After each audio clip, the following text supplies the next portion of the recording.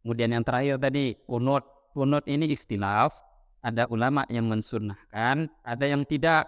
Ikhtilaf ini tidak akan selesai sampai hari kiamat. Yang mengatakan sunnah Imam Malik dengan Imam Syafi'i, yang mengatakan tidak Imam Abu Hanifah dan Imam Ahmad bin Hanbal. Nah, bagi yang mensunnahkan, maka dalam sholat subuh mereka akan kunut. Terus posisinya bagaimana?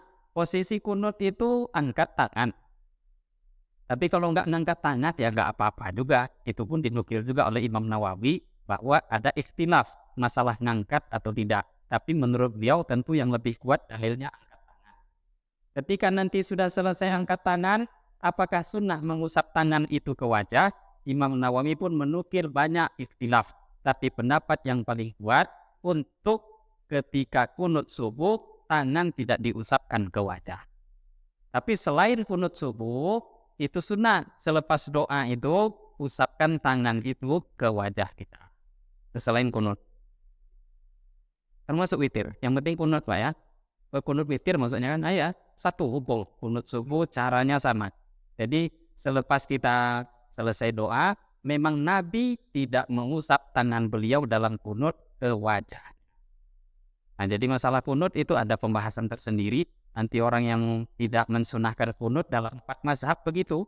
Nah, di antara yang tidak mensunahkan kunut, ya kawan-kawan dari Salafi yang sebenarnya Salafi itu kan paling pesatnya kan di Saudi sekarang ini. Sebenarnya Saudi itu mazhabnya Hambali.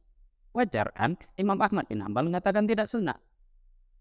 Nah, jadi mereka mengatakan tidak sunnah itu bukan pendapat Salafi, ya itu aslinya ke atasnya itu pendapat Imam Ahmad bin Hanbal rahimahullah ta'ala. Tapi tadi ya Imam Ahmad bin Hanbal memang mengatakan itu bid'ah. Tapi ternyata pemahaman beliau mengatakan bid'ah itu nggak sama dengan bid'ah yang dipahami orang-orang zaman ini. Karena bid'ah itu ada yang ikhtilaf.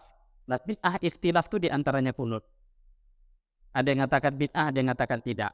Nah, terbukti memahami bid'ah versinya ulama salaf itu, walaupun menurut Imam Ahmad itu bid'ah, kok bisa-bisanya berguru kepada ahli bid'ah? Imam Syafi'i itu guru ya.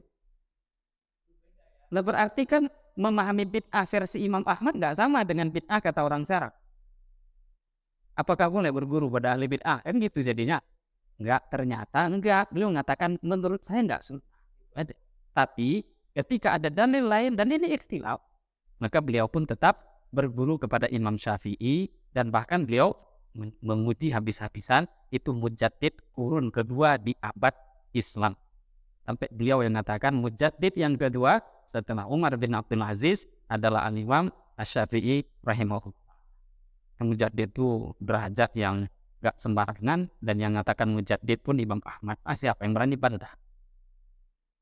Mujaddid di zaman, di era yang di zaman itu ada Imam Abu Hanifah, ada Imam Ahmad, ada Imam Malik. Kata Imam Ahmad, yang mujaddidnya itu Imam Syafi'i. Gimana hebatnya Imam Syafi'i? Coba diadunya dengan orang-orang di zaman itu. Nah, harusnya kan Imam Ahmad aja yang jadi mujaddidnya. Tapi enggak, beliau katakan enggak, Imam Syafi'i. Itu kalau enggak macam ilham dan lain sebagainya, itu enggak akan berani bicara. Tapi tadi, kalau ada yang mengatakan bid'ah, ya bapak-bapak, ibu-ibu yang misalkan nganggap itu sunnah, ya gak usah terlalu baper. Memang bahasa bid'ah itu dari dulu sudah ada. Nah, cuma tadi luruskan pemahaman bid'ahnya. Jangan memahami bid'ah itu langsung neraka, langsung sesat.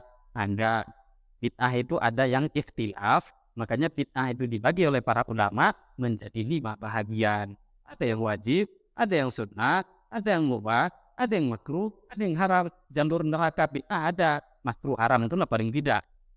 Tapi kalau yang lain-lain ya perlu dibahas lebih panjang. Semoga bisa memberikan jawaban.